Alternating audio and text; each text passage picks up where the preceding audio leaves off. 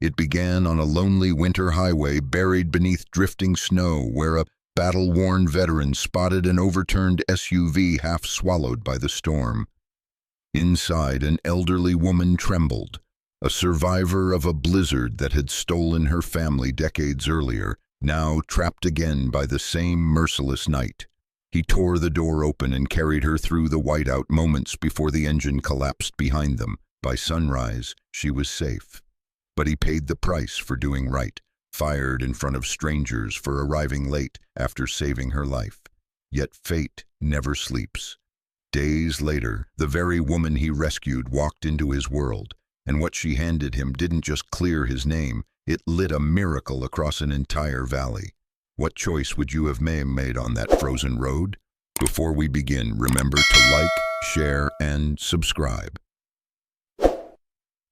Winter crushed the lonely stretch of Frostline Highway 67 beneath a storm of drifting snow.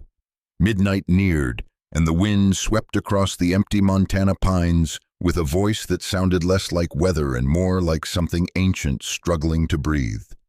The only moving thing on the road was a battered silver pickup truck, its tires cracking over thin sheets of ice. Behind the wheel was Silas Merritt, a 41-year-old former Army infantryman whose life had been carved by discipline, loss, and long nights that never really ended. Silas had the rugged look of a man shaped by both mountains and war, a square jaw shadowed with uneven stubble, cheeks scarred faintly by shrapnel, and tired gray eyes that had once been bright but now seemed to track every shadow, as if danger could rise from snow itself.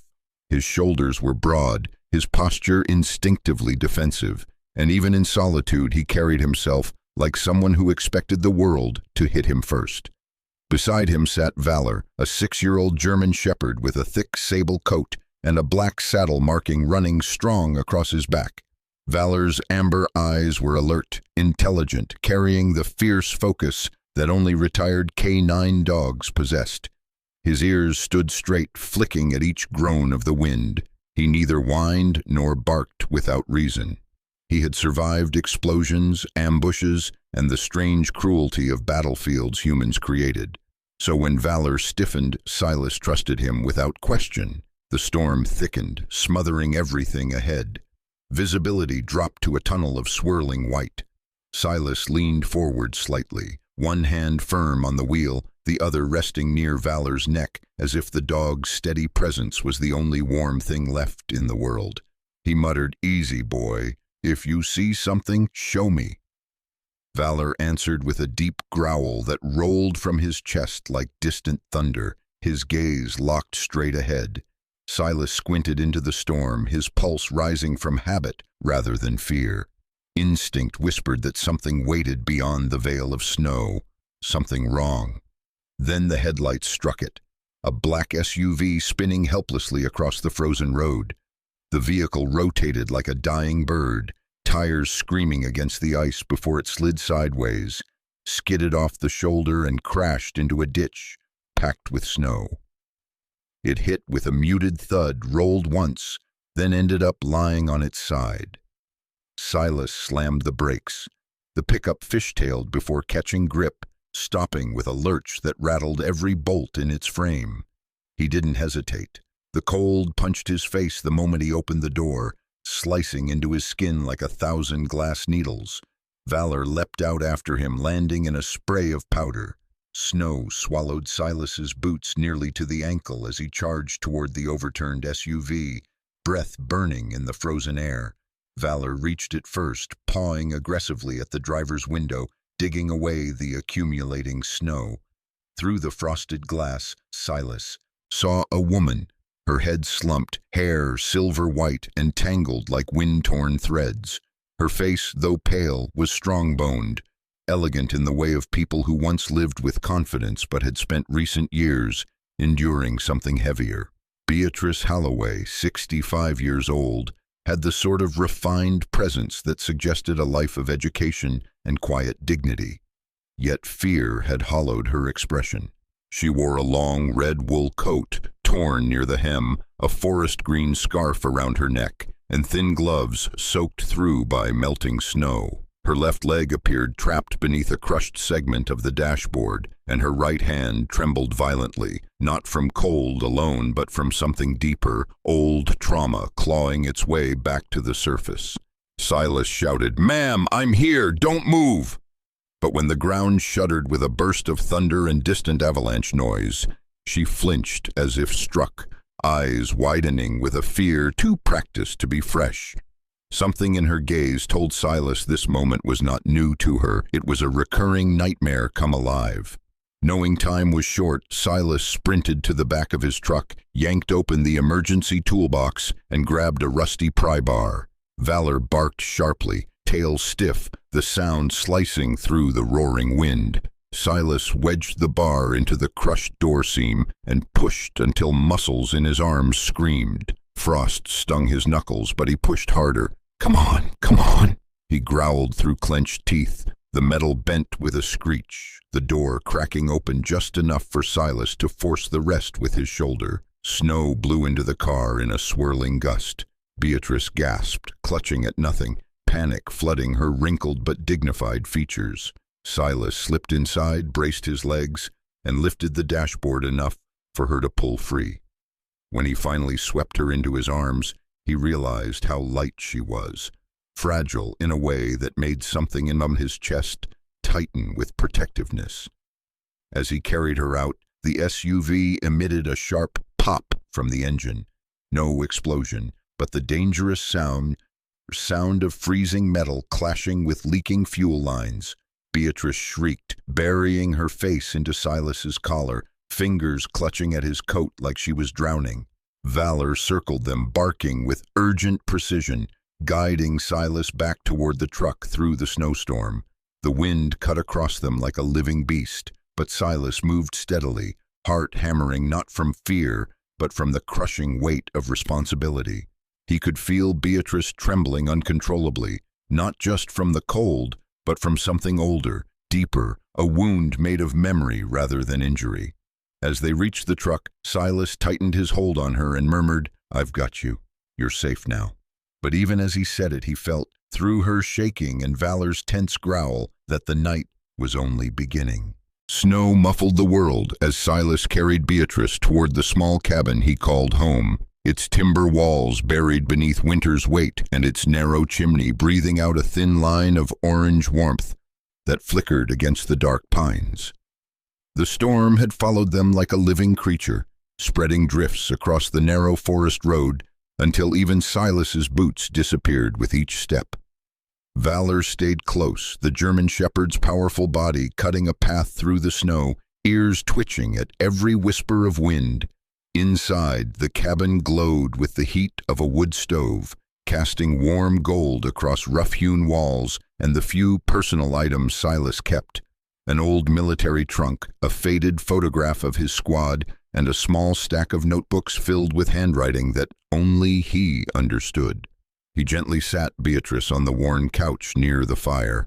Her silver hair clung to her cheeks, still damp from the storm, and her breathing quivered like an old violin string barely holding tune. She clutched the wool blanket Silas draped over her shoulders as if it were a lifeline. Beatrice tried to speak, but only a faint whisper escaped her lips. An apology, perhaps, or a fragment of memory. Her fingers trembled, and the firelight reflected in her eyes showed pain that was older than the night itself. Silas knelt beside her, his voice calm but edged with that quiet firmness shaped by years of steady commands on foreign soil. "You're safe here," he said. "Nothing's getting through that storm tonight." Valor settled at her feet, curling his large body into a protective shape. Every so often he lifted a paw and rested it gently on her knee, a gesture so deliberate it felt almost human. Beatrice let out a thin breath, not quite relief, but a small surrender to the warmth of the room. It took several minutes before she found her voice. When she finally spoke, her tone carried the softness of someone who had once lived without fear, but had spent decades running from one memory. "I wasn't supposed to be driving tonight," she said, pulling the blanket closer. "My driver, poor Davis. He broke his leg 2 days ago." Her voice broke again, But I thought I could face the road alone. I thought maybe after all these years, I could beat the storm." Silas listened quietly. He recognized the tremor under her words, the tremor of someone carrying a wound stitched with time rather than medicine. He knew it well. Beatrice continued, 30 winters ago, a blizzard like tonight's swallowed us whole. My husband, Daniel, and my son, Ian." She stopped. Her throat constricted and her eyes lowered to the fire. "Our car hit a patch of ice on Blackwater Pass. I remember Daniel shouting my name. I remember the sound of breaking glass. I remember waking up alone." Silas felt something twist inside his chest. Loss in war was brutal but familiar. Loss in the quiet everyday life. Parents, children, lovers, taken by a turn of the wheel. There was a different cruelty in that. A cruelty without enemies to blame. He reached for the kettle on the stove and poured steaming water into a chipped mug. "Tea will help," he said, handing it to her. Beatrice accepted it with both hands, her thin fingers trembling against the ceramic. Valor suddenly nudged her elbow, and before Silas could scold him, the dog snatched half a slice of bread from her plate with a quick, guilty flick of his head. Beatrice blinked in surprise, then laughed, a small, fragile laugh, but a real one. It echoed in the cabin like a window cracking open for spring. "You naughty thing," she murmured, scratching behind Valor's ear. The dog leaned into her touch with a soft huff, tail thumping once against the rug. Before Silas could enjoy the moment, a sharp knock rattled the door. He stiffened instantly. No one wandered this far into the cedar woods at night, especially not during a blizzard. Instinct rose through him like a tide. He motioned for Beatrice to stay still and walked to the door, silently signaling Valor. The German shepherd's posture changed immediately, ears going rigid, breath slowing into that controlled rhythm he had learned during deployments. Silas opened the door only a fraction. Snow swirled inwards, revealing a tall man bundled in a thick navy parka dusted with frost. His face, though half covered by a wool scarf, revealed high cheekbones, deep-set brown eyes, and a stern brow that carried the weariness of long shifts in severe weather. "I'm Officer Callum Hayes," the man announced, tugging down the scarf. He was in his late 30s, with a trimmed beard that carried flecks of snow and a build shaped by years of enforcing law in harsh terrain. Behind his voice was the tone of someone who had lived most of his life helping others survive the cold. "Sheriff's Department, we saw skid marks near the ridge and a crashed SUV. Tracks lead this way." Silas stepped aside only slightly, cautious but not aggressive. "The driver's safe," he said. "She's inside, hypothermic and shaken." Callum nodded, eyes scanning Silas's face as if reading him. Lawmen in winter towns often bore histories as heavy as the storms they worked through. Callum was no different. The slight tremor in his jaw suggested recent sleepless nights, and his shoulders carried tension that wasn't from the cold alone. "Mind if I check on her?" he asked. Silas evaluated him for a moment, then stepped aside. Callum entered, stomping snow from his boots. Beatrice looked up with wide, frightened eyes, but softened when she saw the badge on his coat. Callum approached her gently, kneeling down despite the stiffness in his knees. "Ma'am, you're safe now. We've already reported the crash. A tow truck will recover the vehicle tomorrow." Beatrice nodded shakily. Thank you, officer." Valor sniffed Callum's gloves, then sat down, neutral but wary. Callum glanced around. The cabin. "Storm's getting worse," he said. "Roads closed past Cedar Ridge. You'll all need to stay put until morning." He hesitated, then added, "If you need backup or medical transport, radio won't reach here, but I'm patrolling the lower trail. I'll check back." Silas understood the unspoken meaning. The night isn't safe. Be careful. After Callum left, the cabin grew quiet again, but the tension did not fully lift. Silas checked the windows, the locks, and the fire before returning to Beatrice. She was calmer now, though her hands still trembled. "Thank you," she whispered, "not just for saving me, but for letting me feel safe for the first time in years." Silas didn't reply. He simply sat nearby, Valor's head resting against his boot, and watched the fire throw shifting shapes across the wooden walls. Outside, the storm deepened, pressing against the cabin with a force that felt almost deliberate. And somewhere beyond the snow and trees, Silas felt a heaviness, an instinctual warning that tonight's rescue was not an ending at all, but the first unraveling thread of something much larger. Morning crawled into the cedar woods with a muted gray light, the kind that struggled to break through a night of heavy snowfall. Frost clung to the cabin's windows like fine lacework, and the world outside had been transformed into a white ocean where every tree stooped under winter's weight. Silas stepped out early, brushing snow from the hood of his truck, while Valor trotted circles nearby, his sable coat dusted with white flakes that melted slowly against his warm fur. Inside, Beatrice rested under blankets on the couch, her breathing steadier now, though her eyes still held that far-away tremor that storms awakened in her. She insisted Silas go to work, promising she would stay quiet and warm until he returned. The drive to Frostline Diner was slow. Snowdrifts curled along the roadside, and plows had only managed to carve a narrow passage down the center of the highway. By the time Silas pulled into the parking lot, he was 12 minutes past his shift.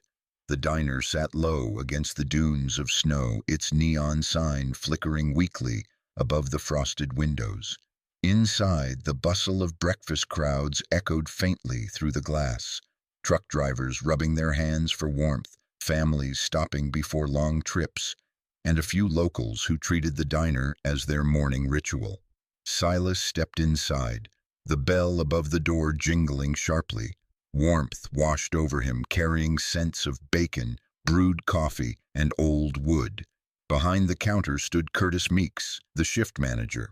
Curtis was in his early 40s, short and thick around the middle, with a neck that always seemed too tight for his coat collar. His cheeks were flushed, not from the cold, but from his natural disposition toward irritation. His brown hair was slicked back aggressively with cheap gel, giving him the look of someone constantly trying to imitate authority rather than command it.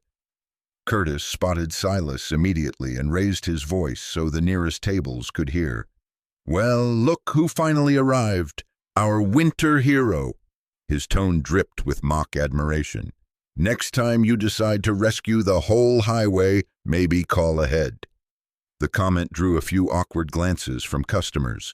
Silas ignored the theatrics and hung his coat, keeping his face calm. Silence was his shield, always had been, but Curtis fed off silence the way bullies fed off fear.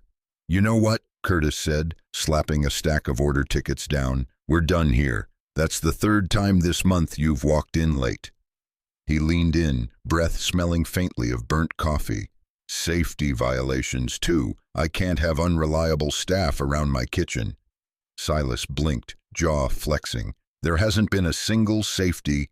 Curtis raised a hand theatrically. "Save it. You're done. Clock out." A waitress nearby, Lila March, flinched at the harsh tone. Lila was in her early 20s, tall and thin with curly auburn hair tied in a loose bun. Her freckles stood out sharply against her pale winter skin, and her eyes, warm hazel, looked between Silas and Curtis with visible discomfort. Lila was gentle by nature, almost timid, the kind of person who always apologized twice, even when something wasn't her fault. She stepped forward, voice soft but shaky. "Curtis, he hasn't—" Curtis snapped. "Lila, unless you want to join him, mind your tables." She shrank back, lips pressed tight. Silas didn't argue. The shame wasn't in being fired. It was in being accused of something he didn't do. He took off his apron and set it carefully on the counter, but when he turned to leave, he caught something strange in Curtis's expression, an edge of triumph, not frustration, something personal, something brewing longer than this morning. The snow thickened by afternoon, heavy and relentless. Silas chose to walk home rather than fight the drifted roads again. Valor padded beside him, his breath forming little clouds that drifted into the wind. The world was quiet except for the crunch of boots and paws in the snow. Halfway to the cabin, Valor halted so abruptly that Silas nearly tripped over him. The dog's fur bristled, a deep growl vibrating through his chest. Silas followed his gaze and saw a hunched figure near his parked truck. A shadow bent low, fiddling around the back bumper. As Silas drew closer, the figure turned, the storm revealing Curtis Meeks, his face ghost white against the falling snow. He wore a thin black jacket, clearly not meant for this weather, and his hands trembled as he clutched his phone, the screen's glow reflected in his narrow eyes. "Curtis?" Silas called, voice cold as the wind. Curtis jerked backward, nearly slipping. I was checking the license plate," he stammered, eyes darting. "Routine, restaurant procedure." Silas stepped closer, Valor growling low. "Restaurant policy doesn't involve hiding behind cars in a blizzard." Curtis swallowed hard. His gaze shot toward the road, then back to Silas. "Stay away from me," he snapped, voice cracking. "You're unstable. You'll see. I can prove it." In his panic, he turned to run. As he did, something small slipped from his pocket and tumbled into the snow. Curtis didn't stop to retrieve it. He simply fled into the storm, disappearing like a shadow swallowed by white. Valor trotted over and nudged the object with his nose. Silas bent down and picked it up. A USB drive, black, scratched, and stamped with the Frostline Diner logo. The wind moaned through the trees as Silas stood there, the weight of the small device suddenly immense in his palm. Valor's growl softened but did not disappear. He sensed what Silas felt. The truth was inside that plastic shell. Back at the cabin, the storm howled against the windows like something alive. Beatrice looked up from the fireplace when Silas entered, noting the tension in his face. "Is something wrong?" she asked, her voice steadier than before, though her hands still trembled around the mug she held. Silas didn't answer immediately. He set the USB on the table, lit the small oil lamp, and plugged the device into his old laptop. Valor sat beside him, posture rigid. Beatrice watched in quiet anxiety as Silas opened the first file. The footage appeared ordinary at first.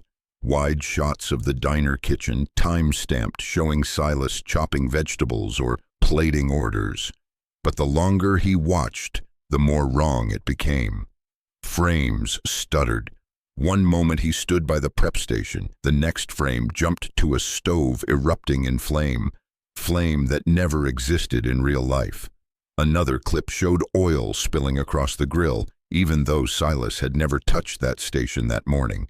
Someone had cut, spliced, and manipulated security footage. Someone had built a false record. Someone wanted him gone.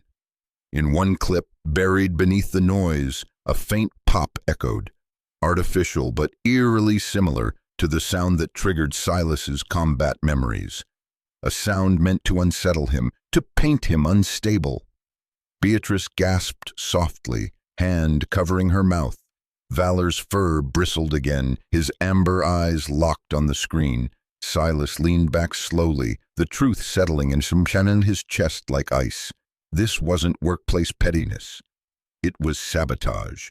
Calculated, personal, deliberate. He closed the laptop and stared into the storm outside. Valor nudged his knee gently, sensing his anger, his hurt, his confusion.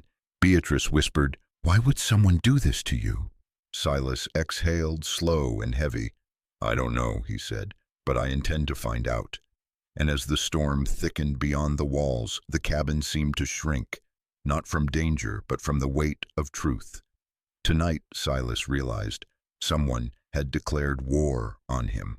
Morning broke reluctantly over the frozen valley, the winter sky a heavy sheet of gray pressing low against the mountains. Snow drifted in slow spirals, soft but relentless, settling on rooftops and piling along the edges of the narrow road leading into town.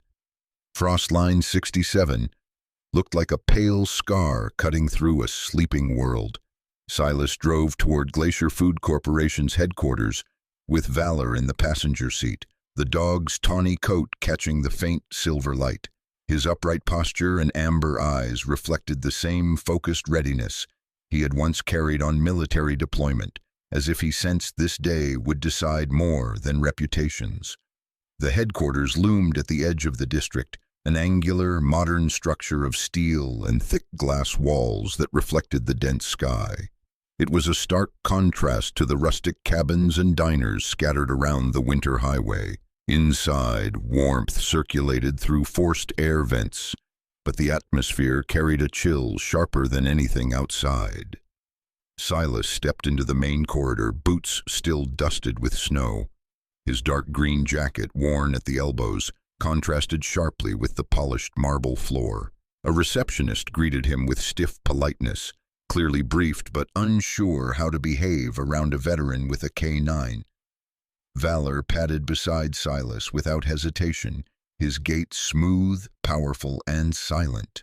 When Silas reached the conference room, several department heads were already present. At the head of the long table sat Leland Voss, the regional director. Leland was in his late 50s, tall, with iron-gray hair combed neatly back. His jawline was sharp, his posture rigid, and he wore a charcoal wool suit that matched his composed demeanor. His amber-brown eyes were the kind that noticed everything, steady, calculating, and almost severe. Years of corporate battles had carved faint lines across his forehead, giving him an expression of perpetual expectation. Despite his intimidating aura, there was no hostility, only a strict, fair professionalism. To Leland's left sat Curtis Meeks, looking markedly different from his blustering persona at the diner. His face was pale, his lower lip bitten raw, and his thick physique seemed shrunken inside his too loose black coat. His eyes darted from the table to the floor, avoiding Silas entirely. The winter storm outside looked warmer than the dread hanging over him. The glass doors slid open again, and an immediate hush spread through the room. Beatrice Holloway stepped inside, her red wool coat brilliant against the frosted air. Her silver hair, soft waves framing her elegant, time-lined face, still held delicate crystals of snow clinging to the ends. At 65, she carried herself with a mixture of fragility and iron resolve. Her pale skin stood out against the deep green scarf draped around her shoulders. Employees whispered among themselves as recognition sparked. The woman who founded Holloway Winter Aid, the charity that funded rescue shelters and emergency kits for stranded motorists across Montana. Her presence carried weight, moral, social, and political. She nodded gently at Silas, then at Valor. The dog responded by sitting straighter, his amber eyes tracking her movements with solemn focus. "Let's begin," she said softly, yet her voice reached every corner of the room. Leland motioned to the technician, Harvey Brent, a thin man in his late 20s with sandy hair, large glasses, and a nervous posture. Harvey avoided conflict like it carried frostbite. He had a mild stutter when stressed and often pushed his rectangular frames higher on his nose whenever attention found him. Still, he was meticulous with technology, known for catching errors others missed. "Please play the USB footage," Beatrice said. The lights dimmed. The screen flickered to life. The first clip showed Silas in the kitchen, stoic and efficient, his rugged features set in calm concentration. His light stubble and the faint scar on his cheek caught the glow of the stovetop. But then, frames jumped. Shadows flickered unnaturally. Flames burst from an unlit grill. Oil spilled with no cause. Curtis's voice, spliced in, echoed oddly out of sync. Every lie was visible.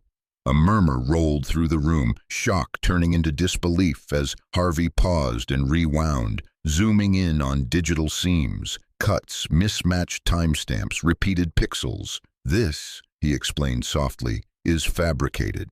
The room fell silent. Valor stepped forward, one paw tapping lightly against Silas's boot. Not a bark, not a growl, just a quiet presence, as though the dog understood the significance of truth being restored. Then Tom Barker, the security guard from the diner, rose from the back of the room. Tom was in his mid-50s, broad-shouldered with a weathered face and kind hazel eyes. His short graying hair was hidden under a navy cap, and he carried himself with quiet dignity, like someone who had spent years choosing gentleness over the hardness life had offered. I've worked the diner gate for five years. Silas has never been late except yesterday, and that was because he was saving someone's life.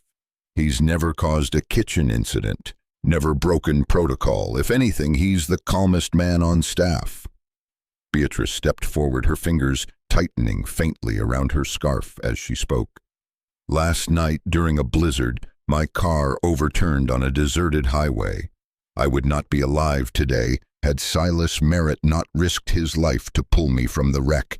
His dog, Valor, guided us through the storm. If this man is unstable, then kindness is madness. Curtis's voice cracked. I wasn't. That footage was. Leland raised a hand sharply. Enough.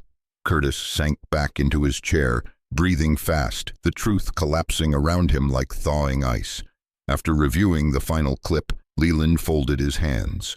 His voice was low and even. Mr. Meeks, you are suspended immediately pending criminal investigation. Please remain seated until security arrives. Curtis's face drained of color. Silas looked down briefly, jaw tightening, not in triumph, but in relief so deep it felt like exhaustion. Leland then turned to Silas, his gaze steady. Mr. Merritt, Glacier Food Corporation owes you more than an apology. We need integrity on Frostline 67, someone who understands discipline, safety, and responsibility. Would you consider taking the position of Frostline Route Safety Supervisor? The title hung in the air like a thawing sunbeam.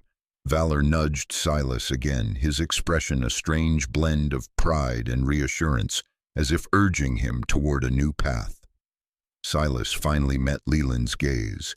The faintest shift of emotion crossed his features, hope, unfamiliar yet warming. I'll consider it, he said quietly. Valor's tail swept the floor once, soft and sure. For the first time in days, winter felt less hostile. The late sun broke through the clouds. Hope stood in the room with them. Winter loosened its grip on Frostline 67 slowly, as though unwilling to surrender the silence it had laid over the valley. Snow still blanketed the cedar forests in thick white layers, but in the early mornings, faint beams of pale spring sunlight pierced through the cloud cover and shimmered along the ice. For the first time in months, the air carried not only the bite of cold, but also the distant promise of thaw. Silas Merritt drove through the softened drifts with Valor at his side, the German shepherd's coat catching flecks of lingering frost. Valor, now familiar with the route between the cedar cabin and the town outskirts, watched the melting snowbanks with calm curiosity. His 6-year-old frame, muscular, well-conditioned, and shaped by years of canine discipline, remained constantly alert yet gentler these days, as though he understood the house they visited had become more than a place.